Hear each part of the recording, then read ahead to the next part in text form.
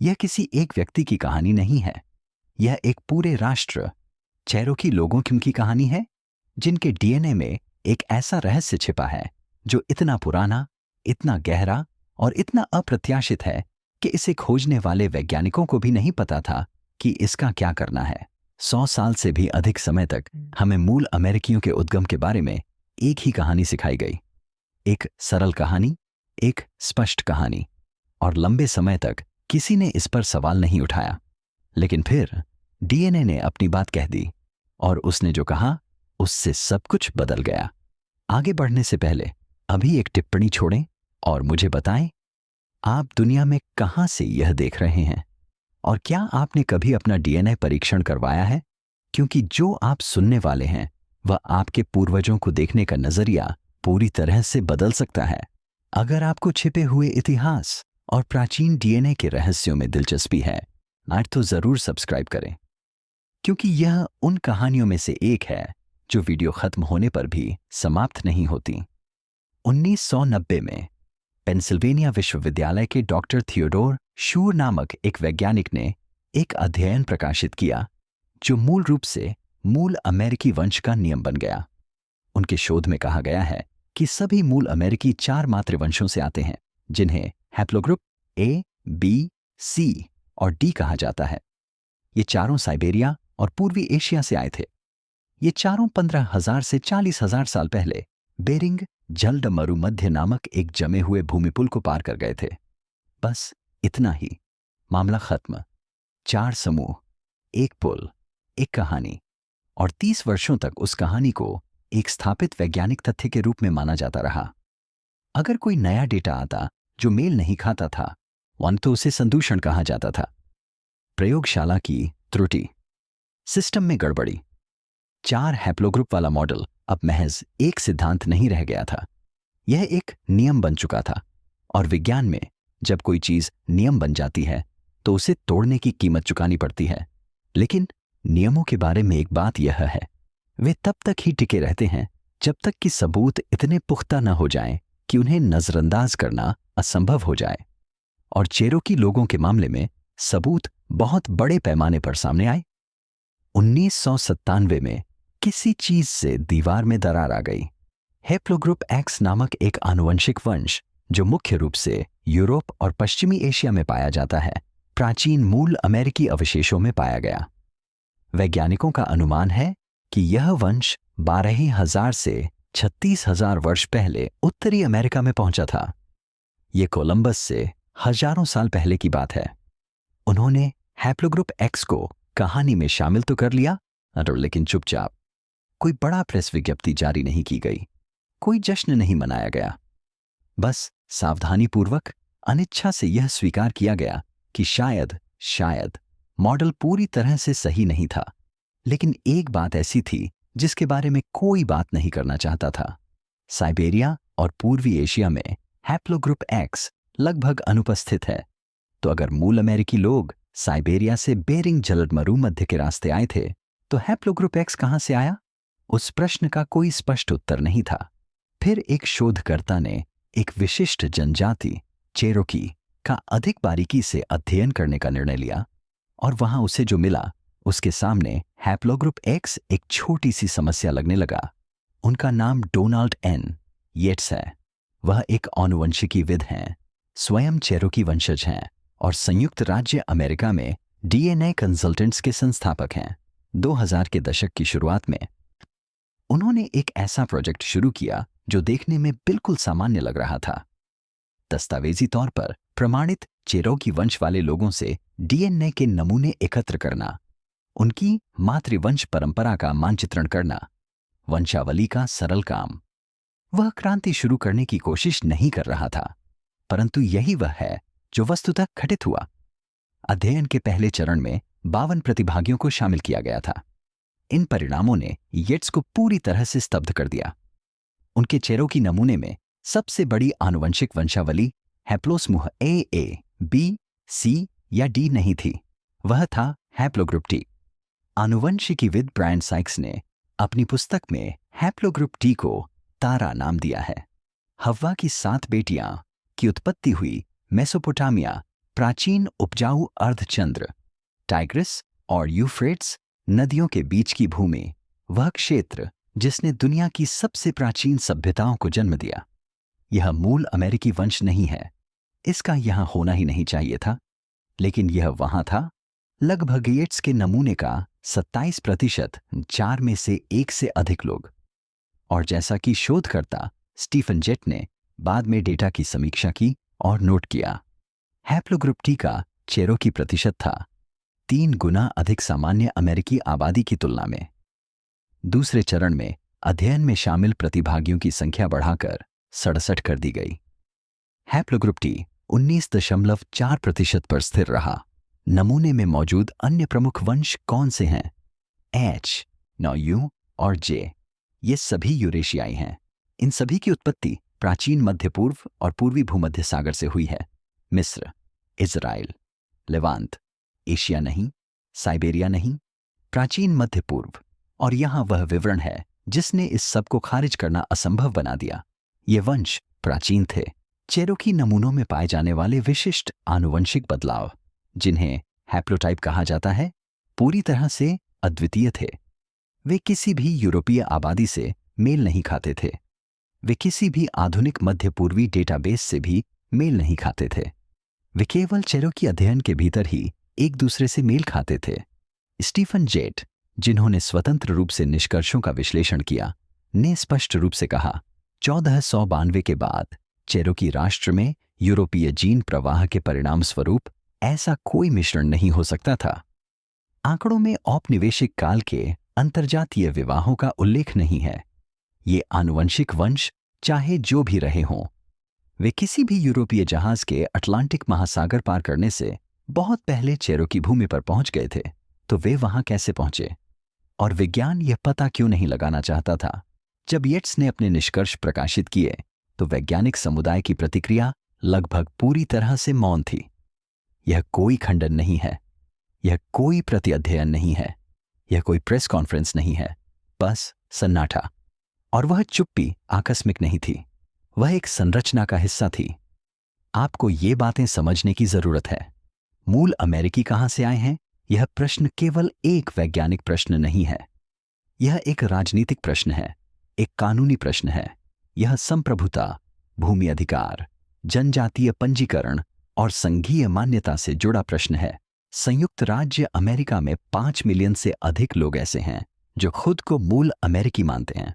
उनके कानूनी अधिकार, उनकी भूमि, उनकी सरकारी स्थिति, उनके लाभ, सभी एक विशिष्ट पैतृक कथा से जुड़े हुए हैं। यदि आप यह सुझाव देना शुरू कर देते हैं कि चेरोकी लोगों की आनुवंशिक जड़ें प्राचीन मेसोपोटामिया और पूर्वी भूमध्य सागर से जुड़ी हैं, तो आप केवल एक पाठ्य पुस्तक को चुनौती नहीं दे रहे हैं, आप एक ऐसे धागे को खींच रहे हैं जो एक बहुत बड़ी और बहुत जटिल कानूनी प्रणाली से जुड़ा हुआ है। Doctor David reach Harvard medical school में आनुवंशिकी के प्रोफेसर हैं। उनकी प्रयोगशाला ने दुनिया की किसी भी अन्य प्रयोगशाला की तुलना में सबसे अधिक प्राचीन मानव जीनोम का अनुक्रमण किया है, 16,000 से अधिक।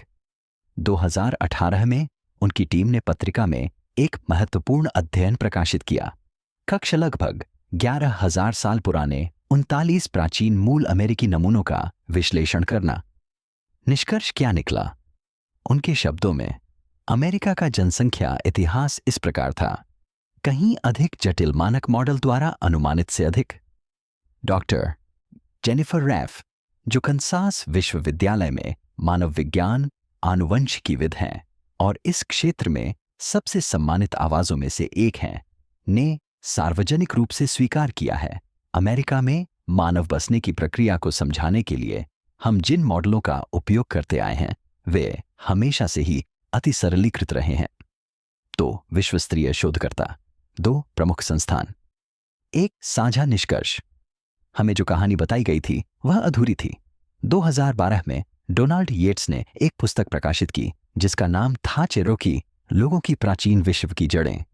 इसमें उन्होंने डीएनए डेटा, 9 शास्त्रीय ऐतिहासिक अभिलेखों और भाषाई पुरातत्व को एक साथ लाया और एक ऐसा निष्कर्ष प्रस्तुत किया जिसे लगभग कोई भी मुख्यधारा का शोधकर्ता खुलकर कहने को तैयार नहीं था।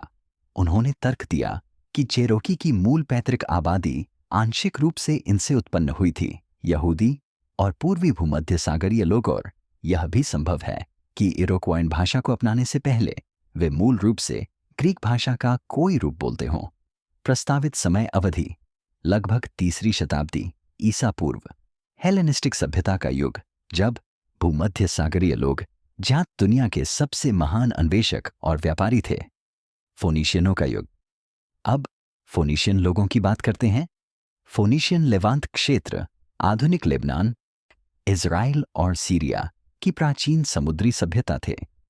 वे प्राचीन विश्व के सबसे महान नाविक थे। उन्होंने जिब्राल्टर जलद मरुमध्य से भी आगे तक यात्रा की। उन्होंने अफ्रीकी तटरेखा का अन्वेषण किया। कुछ इतिहासकारों का मानना है कि वे प्राचीन मानचित्रों में दर्शाए गए क्षेत्र से कहीं अधिक दूर तक गए होंगे। आनुवंशिक विश्लेषण के पुरुष पक्ष वाई क्रोमोसोम में हैप्लोग्रुप टी का संबंध लंबे समय से फोनीशियन आबादी से रहा है।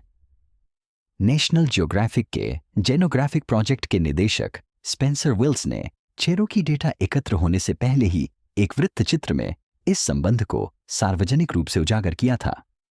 उत्तरी कैरोलिना के चेरोकी पहाड़ों में फोनीशियन पुरुष का डीएनए और फिर मौखिक परंपरा भी है। 19वीं शताब्दी में नृवंश विज्ञानी जेम्स मूनी ने चेरोकी लोगों के बीच रहकर कई वर्ष बिताए और उनकी कहानियों, उनकी किंवदंतियों, उनके इतिहास, उनकी मौखिक परंपराओं को दर्ज किया। उन्होंने जो दस्तावेजी रूप धारण किया वह असाधारण था। चेरोकी जनजाति अपने पूर्वजों को बहुत दूर से आए हुए बताती है, उत्तर से नहीं, जैसा कि अधिकांश अन्य इरोक्वियन राष्ट्र अपनी कहानियों में बताते हैं, बल्कि पानी के पार। जेम्स मूनी ने इसे 1890 में लिखा था। 100 साल से भी अधिक समय बाद डीएनए अब उसी दिशा की ओर इशारा कर रहा है और भाषा में भी एक सुराग छिपा है। चेरोकी को इरोक्वाइन भाषा के रूप में वर्गीकृत किया गया है, लेकिन यह भौगोलिक रूप से अन्य सभी इरोक्वाइन भाषा बोलने वाले लोगों से अलग थलग है। सैकड़ों मील की दूरी पर स्थित है और उन्हें जोड़ने वाला कोई ज्ञात प्रवास मार्ग नहीं है।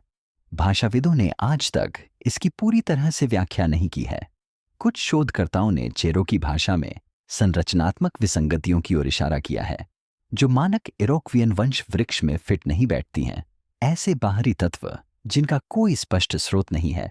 यदि चेरोकी लोग कभी कोई अन्य भाषा बोलते थे, कोई भूमध्य सागरीय भाषा, तो ये विसंगतियां और कोई पहेली नहीं है। ये जीवाश्म है, एक मृत भाषा के अंश जो एक जीवित भाषा के अवशेषों में बचे हुए हैं।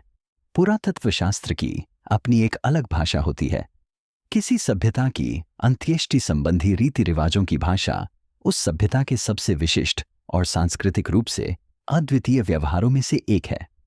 मृतकों को दफनाने का तरीका संयोगवश हस्तांतरित नहीं होता, यह लोगों के साथ साथ चलता है।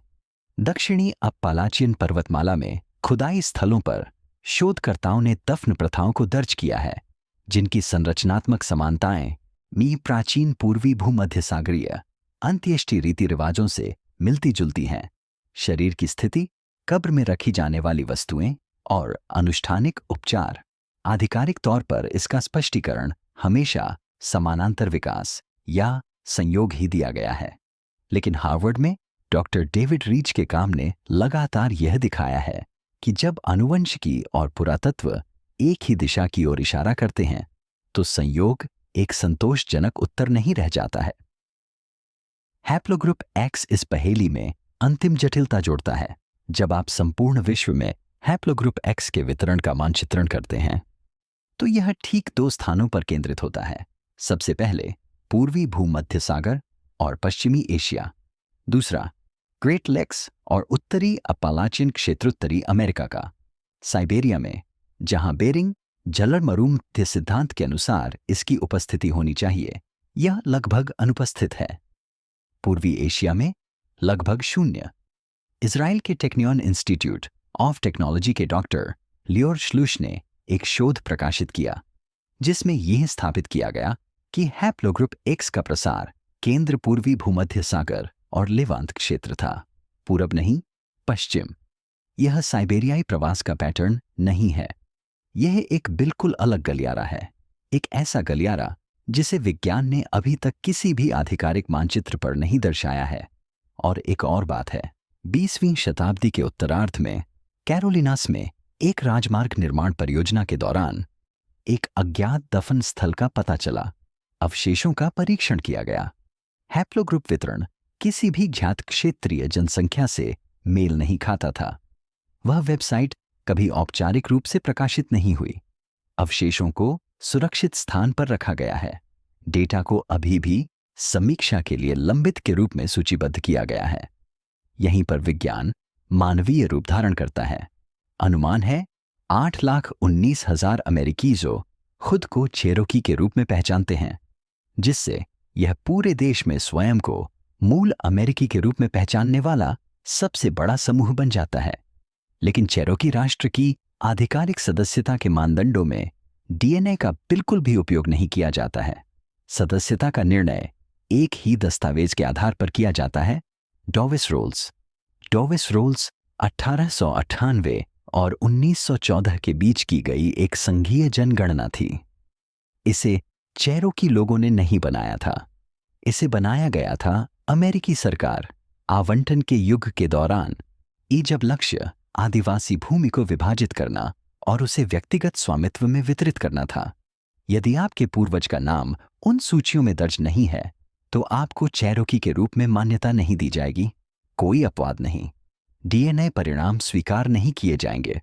मौखिक पारिवारिक इतिहास पर विचार नहीं किया जाएगा। इसका क्या मतलब है? हाँ, इस बारे में सोचिए। एक महिला जिसका नाम हैडोरेन सोयरेटाइड्स के तीसरे चरण के चेरोकी डीएनए अध्ययन में भाग लेने वाली एक प्रतिभागी ने पारंपरिक वंशावली के माध्यम से अपनी चेरोकी विरासत को साबित करने के लिए वर्षों प्रयास किया। उन्हें डॉविस रोल्स में कुछ भी नहीं मिला। फिर उनकी डीएनए जांच की रिपोर्ट आई। उसकी माइटोकॉन्ड्रियल वंशावली हैप्लोग्रुप HXZ1, यह पूर्वी भूमध्य सागरीय प्रकार का था। चेरोकी अध्ययन में शामिल सभी प्रतिभागियों में से केवल एक में ही यह मेल खाता था। यह एक लगभग अद्वितीय आनुवंशिक पहचान है जो ऐसी आबादी में पाई गई है जिसके बारे में मुख्यधारा के विज्ञान का कहना है कि उसमें यह नहीं होनी चाहिए। उसके डीएनए ने कहा, तुम यहीं की हो। संघीय दस्तावेज में कहा गया है, आपको ऐसा करने की आवश्यकता नहीं है। अमेरिका के दक्षिणी भाग में हजारों परिवार चेरोकी वंश की कहानियों को संजोए हुए हैं। ये कहानियां चुपचाप पीढ़ी दर पीढ़ी चली आ रही हैं, से उन समयों में छुपाई गईं जब मूल निवासी पहचान कानूनी रूप से खतरनाक थी और जब अस्तित्व के लिए आवश्यक हुआ तो दबा दी गईं। कई मामलों में डीएनए इस बात की पुष्टि करता है कि परिवार हमेशा से क्या जानता था। नामांकन प्रणाली इसे वैसे भी मिटा देती है और सबसे भयावह विडंबना तो यही है। ट्रेल ऑफ टीयर्स 1838 का वह जबरन मार्च जिसमें अमेरिकी सेना ने हजारों चेरोकी लोगों को बंदूक की नोक पर उनके घरों से निकाल दिया, में अनुमानित 4,000 लोग मारे गए और अनगिनत पारिवारिक रिकॉर्ड नष्ट हो गए। अमेरिकी सरकार द्वारा चेरोकी लोगों के खिलाफ की गई जातीय हिंसा की घटना अब अप्रत्यक्ष रूप से एक ऐसे तंत्र के रूप में काम करती है जो उनके वंशजों को सदस्यता प्राप्त करने से रोकती है। अपराध और दंड एक ही व्यवस्था बन गए। अमेरिकी सेना के सैनिक जॉर्जिया, टेनेसी, अल्बामा और उत्तरी कैरोलिना में चेरोकी कस्बों से होकर गुजरे। लोगों को बंदूक की नोक पर उनके घरों से निकाला गया और भीषण गर्मी के दौरान पहाड़ों में बंद कर दिया गया। फिर पतझड़ और सर्दियों में वे पैदल चले सैकड़ों मील पश्चिम की ओर, ओक्लाहोमा तक। उस मार्च में 4,000 लोग मारे गए, शायद इससे भी ज्यादा। रिकॉर्ड अधूरे थे, उनमें से कुछ रिकॉर्ड नष्ट हो गए और जो खोया वह केवल जीवन ही नहीं था। जब किसी आबादी का आकार जबरन पलायन, बीमारी और सामूहिक मृत्यु के कारण कम हो जाता है तो जीवित बचे जीन समूह मूल आबादी का एक यादृच्छिक नमूना नहीं होता है, यह जीवित बचे व्यक्ति का नमूना है। कुछ आनुवंशिक वंश तो बस लुप्त हो जाते हैं क्योंकि उन्हें आगे ले जाने वाले लोग यात्रा में जीवित नहीं बच पाए। वैज्ञानिक इसे कहते हैं आनुवंशिक अवरोध। डॉक्टर SK विलर्सलेव डेनमार्क के कोपेनहेगन विश्वविद्यालय में कार्यरत विकासवादी आनुवंशिकीविद, जिनके प्राचीन डीएनए अनुसंधान ने मूल अमेरिकी इतिहास के कुछ हिस्सों को फिर से लिखा है, ने प्रदर्शित किया है कि बॉटलनेक घटनाएं हजारों वर्षों बाद तक जीनोम में मापने योग्य निशान छोड़ती हैं। 1838 में चेरोकी लोगों की आबादी में आई कमी का असर आज भी उनके डीएनए में दिखाई देता है, और इससे हमें यह पता चलता है चेरोकी जीनोम जिसका हम अभी अध्ययन कर सकते हैं वह 1837 का चेरोकी जीनोम नहीं है। यह कहीं अधिक समृद्ध जीनोम का एक संकुचित, फिल्टर किया हुआ और छोटा संस्करण है। येट्स और अन्य लोगों द्वारा खोजे गए असामान्य हैप्लोसमूह वे शायद ये हो सकते हैं अंतिम बचे हुए उस आनुवंशिक विरासत का कुछ हिस्सा उस शीतकालीन यात्रा के दौरान नष्ट हो गया था। जो खो गया है ये भाई वह शायद हमेशा के लिए चला गया है। विस्थापन से बच निकलने वाले चेरोकी लोग जो उत्तरी कैरोलिना की पहाड़ी घाटियों में छिप गए पूर्वी बैंड ऑफ चेरोकी इंडियंस बन गए। जब उनके डीएनए की तुलना आज के ओक्लाहोमा चेरोकी लोगों से की जाती है तो सूक्ष्म लेकिन मापने योग्य आनुवंशिक अंतर सामने आते हैं। एक ही जाति की दो शाखाएं जानबूझकर की गई राज्य हिंसा द्वारा अलग की गईं। अब उनके जीनोमिक इतिहास थोड़े भिन्न हैं और वे मौखिक परंपराएं जो शायद यह समझा सकती थीं कि मूल पूर्वज कहां से आए थे, समुद्र के उस पार रहने वाले लोगों की कहानियां, यात्रा से पहले बोली जाने वाली भाषा, वे परंपराएं खंडित हो गईं। पूरी तरह से भुलाया नहीं गया है लेकिन टुकड़ों में बिखर गया है, अधूरी तरह से हस्तांतरित हुई। इस भयावह घटना ने सिर्फ लोगों की जान ही नहीं ली, इसने ज्ञान को नष्ट कर दिया। पिछले 15 वर्षों की जीनोमिक क्रांति ने केवल डीएनए परीक्षण को ही तेज नहीं बनाया है, इसने प्राचीन हड्डियों के बारे में विज्ञान द्वारा पूछे जाने वाले प्रश्नों के प्रकार को पूरी तरह से बदल दिया। उत्तरी और दक्षिणी अमेरिका में स्थित दफन स्थलों से प्राप्त हड्डियों, पूर्व कोलंबियाई अवशेषों के संपूर्ण जीनोम अनुक्रमण से ऐसे निष्कर्षों की एक श्रृंखला सामने आ रही है जो चुपचाप व्यवस्थित रूप से बेरिंग झल्लड़मरु मध्य की सरल कहानी को खंडित कर रही है। 2012 में यूसीएल यूनिवर्सिटी कॉलेज लंदन द्वारा किया गया एक महत्वपूर्ण अध्ययन पत्रिका में प्रकाशित हुआ था। प्रकृति। इससे पुष्टि हुई कि मूल अमेरिकी आबादी कम से कम प्रवासन की 3 अलग अलग लहरें, एक नहीं 3 अलग अलग लहरें, अलग अलग आनुवंशिक विशेषताओं, अलग अलग समय और अलग अलग भौगोलिक प्रवेश बिंदुओं के साथ। बेरिंग झल्लड़मरु मध्य की कहानी गलत नहीं थी, यह खतरनाक रूप से अधूरी थी। डॉक्टर डेविड रीच का 2018 का अध्ययन कक्ष अमेरिका भर से लगभग 11,000 साल पुराने प्राचीन डीएनए का विश्लेषण करने पर मूल अमेरिकी आबादी में ऐसे वंशानुक्रम घटक पाए गए जिनका पूर्वी एशियाई या साइबेरियाई डेटाबेस में कोई मेल नहीं था। प्राचीन औपनिवेशिक काल से पूर्व पश्चिमी यूरेशिया की दिशा में इंगित करता हुआ। डॉक्टर जेनिफर रेफअप ने नवीनतम शोध में उन्होंने स्पष्ट रूप से स्वीकार किया, अमेरिका में मानव जाति का आगमन कैसे हुआ, इसकी पूरी कहानी अभी भी अनसुलझी है, और विशेष रूप से चेरोकी वंशजों में आधुनिक संपूर्ण जीनोम तुलना उपकरणों का उपयोग करते हुए शोधकर्ताओं ने वंश घटकों की पहचान की है जो सूक्ष्म रूप से लेकिन लगातार उन आबादी के साथ समूह बनाते हैं जो काकेशस और लेवांत, ठीक वही भौगोलिक केंद्र जहां हैप्लोसमूह टी, जे और यू का जन्म हुआ था। विज्ञान धीरे धीरे अनिच्छा से उस निष्कर्ष की ओर बढ़ रहा है जिसका उसने 3 दशकों से विरोध किया है। चेरोकी जीनोम संदूषण नहीं है, यह शोर नहीं है, यह एक संकेत। जो सवाल अभी भी बना हुआ है वह सवाल जिसका जवाब संस्थागत शक्ति रखने वाले किसी भी व्यक्ति ने अभी तक पर्याप्त प्रयास करके नहीं दिया है, वह यह है, आखिर यह किस बात का संकेत दे रहा है। एक सिद्धांत है जो कोई मामूली बात नहीं है बल्कि सहकर्मी समीक्षित शोध में प्रमाणित है कि हैप्लोग्रुप एक्स उत्तरी अमेरिका को इससे जोड़ता है। मध्य पूर्व के ड्रुज समुदाय और कांस्य युग से पूर्व की आबादी के लिए काकेशस एक ऐसी प्राचीन प्रवास घटना के माध्यम से जो पृथ्वी पर लगभग हर आधुनिक जातीय पहचान के गठन से भी पहले की है। बेरिंग झल्लड़मरु मध्य नहीं, यह पॉलिनेशियन डोंगी नहीं है, कुछ अधिक उम्र का। यह घटना उस समय घटी जब चेरोकी, फोनीशियन, प्राचीन मिस्रवासी और मेसोपोटामिया के पहले किसान बनने वाले लोग संभवतः एक ही पूर्वज समूह से संबंधित थे इससे पहले कि हजारों वर्षों के अलगाव ने उन्हें अलग अलग महाद्वीपों में बिखेर दिया, डॉक्टर डेविड रीच की प्रयोगशाला ने एक ऐसी चीज की पहचान की जिसे उन्होंने नाम दिया प्राचीन उत्तरी यूरेशियाई वंश, एक लुप्तप्राय आबादी, एक ऐसी जाति जिसका डीएनए मूल अमेरिकी लोगों के भीतर तो जीवित है, लेकिन जिसने यूरेशिया में कहीं भी कोई जीवित प्रतिनिधि नहीं छोड़ा।